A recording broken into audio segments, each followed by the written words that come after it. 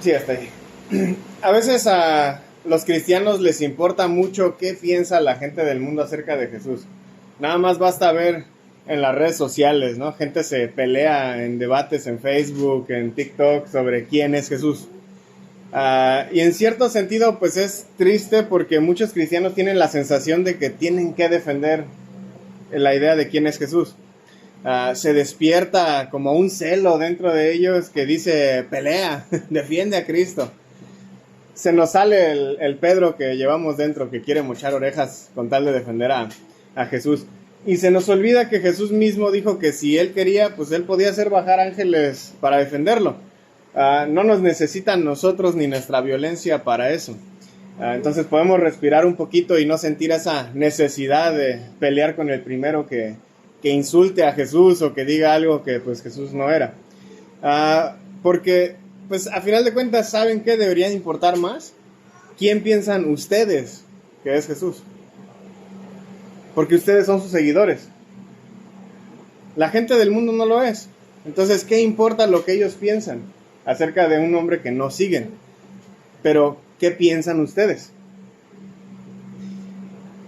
Lo que piensan de él se va a notar por cómo viven. En los versículos que leímos, la gente del tiempo de Jesús tenía muchas opiniones acerca de Jesús. Jesús les pregunta, ¿quién dice la gente que soy? No, pues que Juan el Bautista, algunos. Otros, pues que Elías. Otros, no, pues que tal vez un profeta. Y la realidad hasta la fecha, 2000 años después, pues la gente sigue debatiendo su identidad. ¿Qué es lo que nos indica esto? Que el mundo es ignorante cuando de Jesús se trata. Los líderes del tiempo de Jesús creían que Jesús era un falso profeta. Muchos en el pueblo pensaban que sí era un profeta de Dios, algo bien opuesto. Algunos creían que era el Mesías conquistador que esperaban, algunos pensaban que era un farsante. En la actualidad algunos piensan que fue un gran maestro o que fue un gran filósofo, que era pues tal vez una gran figura carismática o tal vez incluso un loco que no sabía lo que decía. Algunos creen que ni siquiera existió. El punto es que la ignorancia siempre caracterizará a la humanidad incrédula. Y solamente la luz del Evangelio, solo el verdadero Jesús puede traspasar esas tinieblas. Entonces, como iglesia, ¿cuál es nuestro rol? Nuestra misión es ser portadores de la luz. Gente que atraiga a otros a Cristo. Pero, como las tinieblas no comprenden la luz, pues va a haber gente que no nos comprenda a nosotros, ni va a comprender el mensaje que nosotros estamos dando. Es lo que es. No necesitamos pelear por ello.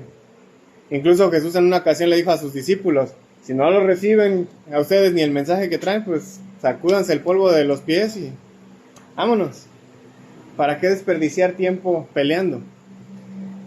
Los discípulos, por ejemplo, eran judíos típicos que esperaban que el Mesías trajera esta victoria y vindicación a la nación de Israel, derrocando al opresor que en ese momento pues era Roma. Lo que ellos querían era un Mesías que destruyera a los romanos. No comprendían el camino de sufrimiento que Jesús pasaría. Mucho menos comprendían que ese camino debía también ser transitado por ellos. Una cosa es que el líder se vaya a morir, otra cosa es que todos nosotros lo sigamos en el mismo rumbo. Dejen modifico un poquito eso. Muchos hasta la fecha no comprendemos que ese es el camino que debemos transitar también. Muchas veces venimos a Cristo y pensamos, todo se va a acomodar en nuestras vidas. Me va a ir bien financieramente, me va a ir bien en mis relaciones, me va a ir bien en todos los aspectos de mi vida porque pues seguir a Cristo es lo que va a acomodar. ¿Eso es lo que prometió Él? No. Ahí lo que estamos siguiendo son a las riquezas. Eso no es quien Jesús es. Dice J.B. Phillips que el Jesús de los judíos en ese sentido o de los discípulos era demasiado pequeño. No lo pensaban tan en grande como es. Pero ¿no lo es para nosotros también en muchas ocasiones?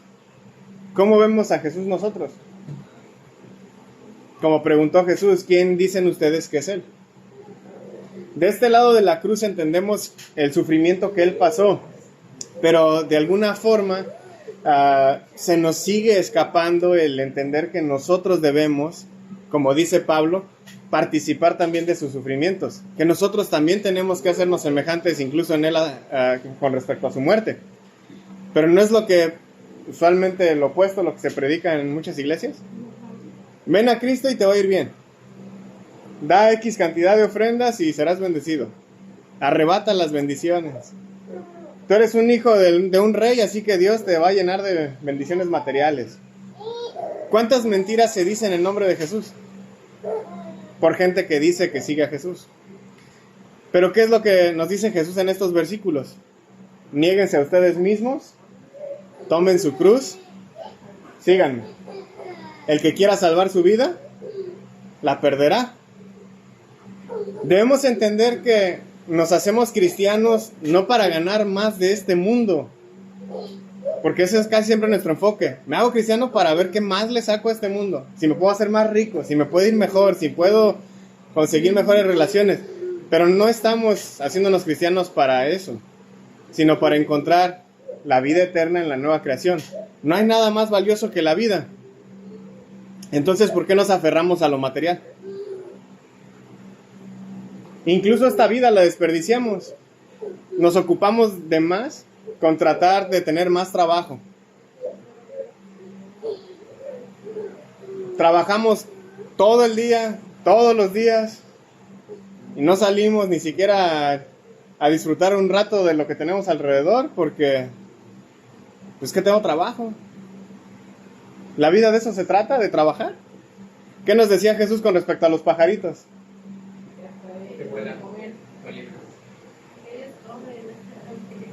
Ellos comen. Volteen a ver cualquier animal. ¿Qué tanta preocupación ven en los animales con estar trabajando? Y no los vemos muriéndose de hambre tampoco, ¿no? Ni de estrés. Desperdiciamos mucho de esta vida. La gente que ocupa nuestras playas aquí en Manzanillo, ¿quiénes son? ¿Los locales? No, son la mayoría de gente de fuera. Los de aquí a veces no van, llevan meses o años incluso sin ir a la playa. ¿Por qué? Porque tengo trabajo. Nos ocupamos también en tener más conocimiento. Hay algunos que como nos gusta estar estudiando todo el tiempo. Nos quejamos de la escuela, pero en cuanto sale otra oportunidad de estudiar, ahí estamos otra vez metidos en la escuela. Más dinero. ¿Cuántos nos enfocamos en esa? Queremos más de esto, queremos más de aquello. Y lo que deberíamos de buscar, que es Dios, lo dejamos al final.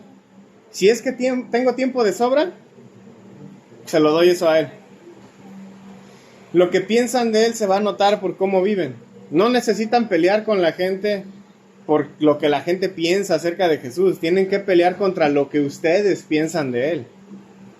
Cuando Jesús hace esta pregunta, Pedro inmediatamente responde: tú eres el Cristo, tú eres el Mesías. Esta palabra Cristo, pues ya para muchos, quiera o no, ya perdió su significado, porque mucha gente piensa que es el apellido de Jesús o algo por el estilo. Pero recordemos que es un título, es el título de Mesías, o la palabra significa ungido. Y luego Jesús comienza a hablar de que va a ser asesinado pronto. Esto saca de onda a Pedro. Está diciendo: no, pues tú eres el Mesías. ¿Qué es lo que está pensando Pedro? Ah, tú eres el que va a derrocar a los romanos. Y de repente dice Jesús: ah, no, y me van a matar. A ver, espérate tantito. Acabo de decir que tú eres el que nos va a salvar de los romanos y ahora estás diciendo que te vas a morir. No cuadra algo. Y entonces Pedro lo va y lo reprende. Pedro pasó de entender que Jesús era el Cristo a no entender cuál era el rol de Cristo. Más o menos para que entiendan el shock de Pedro, es como si un equipo de fútbol pues va a jugar por la copa y el entrenador pues les dice que en el primer cuarto se dejen meter 20 goles. Y luego cómo los empatamos y luego cómo les ganamos. 20 goles y apenas para meter 2. Imagínate 20. Eso no era lo que Pedro y los demás tenían en mente con respecto a lo que Cristo tenía que hacer. La gente creía pues que el Mesías, el Cristo, iba a ser un líder militar. Estaban dispuestos a morir por él, matando al enemigo. Pero Jesús les dice: no, voy a perder el partido. Y no solo eso, los está invitando a perder con él. Tomen su cruz y síganme. No solamente me voy a morir yo, muéranse todos, vénganse, vámonos a la muerte todos. Entonces, en un sentido es fácil entender por qué Pedro reacciona como reacciona. Para ellos el verdadero Mesías no podía ser asesinado por las autoridades, especialmente las judías, porque eso estaría mostrando que era un Mesías falso. Y por eso Pedro lo reprende. Pero ¿por qué Jesús dice que esto es lo que tenía que pasar? ¿Cómo es que no sería un Mesías falso si acababa muerto? Jesús comienza a citar o a hacer eco de los profetas Daniel y Zacarías, aquí en estos versículos que leímos, para que pues de estos dichos los discípulos entiendan por qué él está diciendo estas cosas. Utiliza la frase el Hijo del Hombre. Esa frase viene en Daniel 7. El Hijo del Hombre en Daniel representa al pueblo de Dios que sufría en manos de enemigos paganos, tal como le estaba sucediendo a ellos en ese momento con Roma. En Daniel 7, este Hijo del Hombre y el pueblo a través de él sería vindicado tras su sufrimiento. Primero iba a sufrir y después Dios lo iba a vindicar y Dios iba a inaugurar por fin su reino en la tierra. Entonces lo que está diciendo con esto Jesús es que él sí entiende su vocación y entiende su destino como representante de Israel, como el Cristo, como el Hijo del Hombre. Él sabe que va a sufrir, pero después de que él muera y resucite, el reino pues estaría establecido aquí. El reino de Dios está por ser inaugurado. Y Jesús les dice a sus discípulos, pues súbanse al barco, ya vamos para allá, síganme a mí. Primero tienen que pasar por un sufrimiento antes de que pues venga esto, ¿no? Y es tan importante este mensaje que al oponerse al plan, venga de donde venga, venga de quien venga, pues debe considerarse satánico, porque es oponerse a Dios mismo. ¿Qué es lo que Jesús le dice a Pedro cuando Pedro lo reprende? Quítate de delante de mí, Satanás. Salud. Ahí está Satanás interrumpiendo el sermón. Pedro debía entender, así como nosotros, que oponerse a Dios nos coloca en la posición de Satanás. ¿Qué significa Satanás? No. Está cerca. No. Acusador. La palabra Satanás significa acusador. Satanás no es el nombre del diablo como pues, la gente a veces piensa, ni Lucifer, ni la palabra diablo es un nombre tampoco. De hecho, la Biblia no menciona su nombre. Nada más lo menciona por descripciones de cosas que hace. En este caso, Satanás, pues es acusador. ¿Qué es lo que está haciendo Pedro? Acusando. Y entonces Jesús le dice, no estés actuando como el chanclas. ¿En qué nos convertimos muchos de nosotros? Cuando nos ponemos nuestros peros, cuando Jesús nos pide que hagamos algo y no queremos hacerlo de la forma que Él dice. Pedro es Satanás aquí al preferir lo mundano a lo divino, al preferir al Mesías violento que al Mesías sufriente. Según esto, ¿cuántos de nosotros somos Satanás ahorita? ¿Cuántos estamos prefiriendo el camino del mundo que el camino de Dios? A veces nos pasa aquí, por ejemplo, incluso en la iglesia, ni siquiera hablemos de qué hacemos entre semana, qué hacemos aquí. Es que ahora a mí no me tocaba el devocional, pero pues no vino al que le tocaba. Yo tampoco lo quiero dar. Pues que a mí no me tocaban los cantos, pues todavía a mí no me toca esto. O sea, estamos más poniendo los estándares de cómo reaccionaríamos en el mundo y los jalamos para acá. En lugar de ver que lo que estamos haciendo aquí es un honor, es un privilegio para nosotros. No pudo venir el Che a presidir. Qué bueno, malo por él que no vino, pero qué bueno que a mí me tocó tal vez presidir. Qué chido que me tocó ese privilegio. Ojalá falte más seguido. No. Pero a veces nos vamos por el lado de, y ni avisó, y no vino, y ni dijo, y... ¿Estamos haciendo las cosas para Dios o para nosotros mismos? Y entonces a veces comenzamos a ser Satanás en mucho de eso. Por eso Jesús lo reprende y le dice, quítate delante de mí, Satanás. Palabras bastante fuertes. De hecho, en Mateo 4, cuando Satanás está tentando a Jesús, Jesús usa el mismo verbo para decirle a Satanás que se quite. Aunque el orden de las palabras es un poco distinta. Con Satanás fue más como un sáquese de aquí. No estés molestando. Aquí a Pedro le dice básicamente la idea de ponte atrás de mí. Noten ahí en la Nueva Biblia de las Américas que leímos dice, quítate de delante de mí. Como quien dice, échate para atrás. Sígueme. Sígueme y haz lo que te digo, no lo que estás pensando. Resístete a lo que estás pensando. La iglesia en cada generación debe seguir luchando con esto. No solo por pensar, sino por vivir desde el punto de vista de Dios, en un mundo donde pues tal cosa es una locura. Y tal es la importancia del mensaje de Jesús, que pues Él deja de dirigirse solamente a sus discípulos. Noten en los versículos que dice que volteó a la multitud y comenzó a decirles que si querían ir con Él, debían negarse a sí mismos, tomar su cruz y seguirlo. Aquí es donde vemos nuevamente lo diferente que es el mensaje del mundo infiltrado en la iglesia, por un lado, y por otro en el mensaje de Jesús. ¿Qué es lo que se nos enseña a veces mucho en las iglesias, directa o indirectamente? Jesús ya tomó la cruz por ti. ¿Cuántas veces no han escuchado ese mensaje? Incluso en iglesias como la nuestra. Es que Jesús ya murió por tus pecados, ya no tienes que hacer nada. Lo aprendemos hasta en cantos, ¿no? ¿Alguien recuerda el canto de Gracia Sublime es? ¿Qué dice ese canto? Gracia sublime es, perfecto es tu amor, tomaste mi lugar, cargaste tú mi cruz. ¿Eso es lo que hizo y dijo Jesús? No, ¿qué dijo? Toma tu cruz y sígueme. Yo ya llevo la mía. No necesito otra.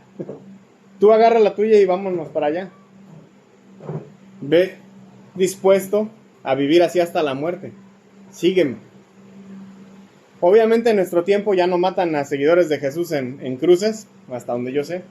Pero el punto es el mismo. Seguir a Jesús es cuestión de vida y muerte. Tertuliano decía algo que voy a decir parafraseando, pero él decía que si tú estiras tus brazos, tu cuerpo forma una cruz. Entonces el toma tu cruz significa entrega todo lo que eres por seguir a Jesús. ¿Estamos dispuestos a hacer tal cosa? Porque el discípulo de Jesús debe estar dispuesto a enfrentar el desprecio de otros e incluso la muerte. Pero si no estamos dispuestos a ser despreciados, menos vamos a estar dispuestos a morir por Jesús. Entonces, ¿realmente somos discípulos de Él? Como dice Jesús, muchas veces nos avergonzamos de Él. En la escuela o en el trabajo, con la novia, con el novio, amigos, amigas, inconversos, a veces nos callamos de hablar de Jesús. Nos avergüenza. Y aquí quiero preguntarles algo para que reflexionen. ¿Cómo lo podrías confesar si te apartas de Él? ¿Y cómo te podrías apartar de Él si lo confiesas? Las repito para que las piensen bien. ¿Cómo lo podrías confesar si te apartas de Él? ¿Y cómo te podrías apartar de Él si lo confiesas? O haces una o haces la otra. Seguir a Jesús es el único camino que deberíamos de tomar. Seguir a Jesús es la definición de Marcos de lo que significa ser un cristiano. Y Jesús no nos está llevando por las praderas en un día de campo, sino a caminar incluso hacia el peligro y el riesgo. El problema está en que muchas veces pensamos que el reino de Dios significa pues simplemente hacer unos pequeños ajustes a nuestras vidas ordinarias. ¿A poco no? Solamente tengo que dejar este mal hábito y ya la llevo bien. Con que deje de decir groserías. Con que deje de maltratar a mi esposo, a mi esposa. Ya con eso ya la hice. Recuerdo que hace tiempo ya cuando estaba yo predicando sobre el libro de Mateo, hablando de algo muy similar a lo que estamos viendo ahorita, Lupita había dicho en forma de queja, ¿y por qué no nos dicen esto desde un inicio? Antes de ya entrarle de lleno a todo. Y es una pregunta que es importante, porque sí, muchas veces no se nos enseña desde el inicio. Algo aprendió Lupita de eso, porque yo incluso le contesté, sí te lo dijimos, obviamente no te cayó el 20 de todo, pero sí hubo esa explicación. Pero cuando tocó que estuviéramos hablando con Christopher, yo estaba hablando pues todas las cosas que iba a tener que ir cambiando, y Lupita luego metió la cuchara y dijo, te va a ir mal. Vas a tener que dejar muchas cosas. Y a muchos no les va a gustar eso. Es rendirse a mucho. Pero como Jesús dijo, el que quiere salvar su vida, la perderá. Sí, casi era, no te bautices, aguanta ahora. Solo el que pierda su vida por causa de Él es el que realmente la va a salvar. Pero vamos a tener que rendir mucho. Otro gran problema que tenemos es que pensamos que el reino de Dios es algo futuro. Es morir, ir al cielo. Pero notaron cómo Jesús les dijo en aquel tiempo que algunos de los que estaban ahí no probarían la muerte hasta ver el reino de Dios. Eso solamente puede significar dos cosas. Una, que el reino de Dios es algo que ya fue inaugurado en el pasado, no es algo al futuro. O que hay gente que ya lleva más de 2000 años vivo por ahí. Es importante entender el lenguaje judío para saber qué es lo que está diciendo Jesús aquí. Nos dice N.T. Wright que la llegada del reino de Dios con poder tiene mucho más que ver con la derrota radical del mal, profundamente arraigado con la destrucción del mundo bueno que hizo Dios y que ama. Jesús parece pensar que el mal será derrotado y el reino vendrá precisamente a través de su propio sufrimiento y muerte. Era algo que se inauguró en ese momento, no en el futuro de nosotros. Es por eso que podemos ver que cuando Jesús oró lo que conocemos como el Padre Nuestro, ¿qué es lo que Él dice ahí? Venga tu reino. No dice vamos a ir a tu reino en algún punto, dice venga tu reino a la tierra como en el cielo. El reino de Dios es una realidad presente, inaugurada en la muerte y resurrección de Jesús. El reino de Dios es el grupo de seguidores de Jesús que viven como Él. De eso se trata todo esto.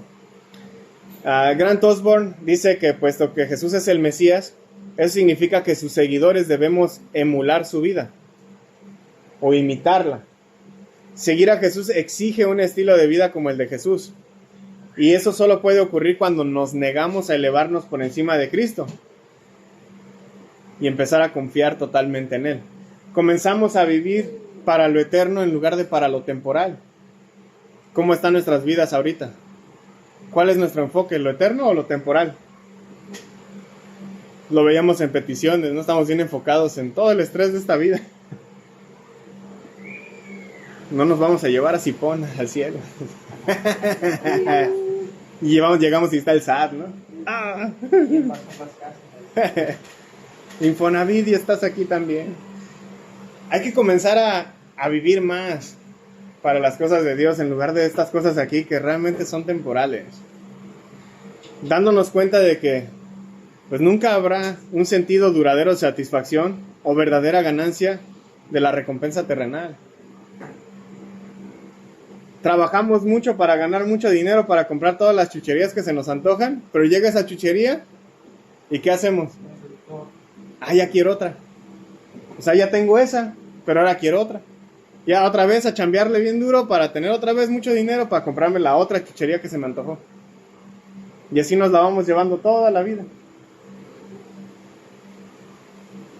La manera en que esto se logra, pues a final de cuentas es muriendo al yo. Es tomando nuestra cruz y muriendo a las cosas de este mundo. La meta final de todo esto es el reino de Dios. El significado mismo del discipulado se centra en la ausencia del yo y en el de centrar a Jesús en todos los ámbitos de nuestra vida. Algo que tal vez no entendemos es que ponernos a nosotros mismos o lo que nosotros queremos o nuestros gustos en primer lugar es autoidolatría. Es un pecado del que no se habla muy seguido, pero es uno en el que caemos todos. Primero voy yo. ¿Por qué no fuiste a la iglesia? Es que tenía cosas que hacer. ¿Por qué no leíste tu Biblia? Tenía cosas que hacer. ¿Por qué no oraste esta semana? Tenía cosas que hacer. ¿Y quién importó más? Lo que yo tenía que hacer. Y lo que Jesús exige para ser discípulo de Él es tener el control absoluto de nuestras vidas. A veces hacemos compartimentos en nuestra vida. Un pequeño espacio para la religión, un pequeño espacio para la política. Ninguna de las dos se llevan, pero ahí las tenemos. La familia en esta otra área, los amigos en esta otra. Acaba la novia, el novio, la amante. Pero en este caso, no solo debemos entender que Jesús tiene que ser el centro de nuestras vidas. Tenemos que entender que Jesús debe ocupar el primer lugar en nuestros corazones. Debemos sacrificarlo todo por Él. La pregunta es, ¿estamos dispuestos a darlo todo por Él, incluido la vida? A veces no podemos dar ni las groserías por Él. Algo valioso podemos aprender de la situación de Pedro aquí, porque muchos pensamos que sí estamos dispuestos a dar todo por él. Pedro a cada rato lo dice, ¿no?, en los evangelios. Él es el primero en estar saltando siempre, no, sí, hasta el fin del mundo contigo. Y en cada ocasión que se presentaba difícil, ahí de repente se desaparecían, ¿no? Muchos de nosotros estamos así, no, sí, nosotros con Jesús hasta el fin del mundo. Estamos dispuestos a dar todo por él, hasta que nos convertimos en Satanás, por no vivir de forma que Jesús lo sea todo en nuestras vidas. No dejamos el vicio, no dejamos los malos hábitos, no dejamos las amistades y relaciones que son opuestas a Él, no dejamos todo aquello que nos separa de Él y que nos separa de los demás que lo siguen. ¿Por qué no lo hacemos?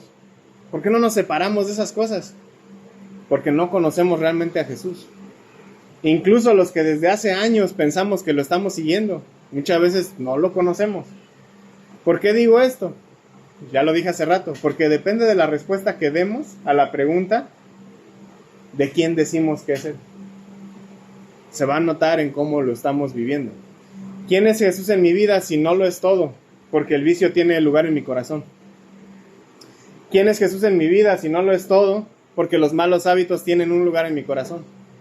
¿Quién es Jesús en mi vida si no lo es todo? Porque no puedo dejar de relacionarme íntimamente con aquellas personas que están en las tinieblas. ¿Quién es Jesús en mi vida si no lo es todo? Porque estoy alejado de Él y de otros seguidores de Jesús. Lo que pensamos de Él se va a notar por cómo vivimos. ¿Quién dicen tus acciones que es Jesús?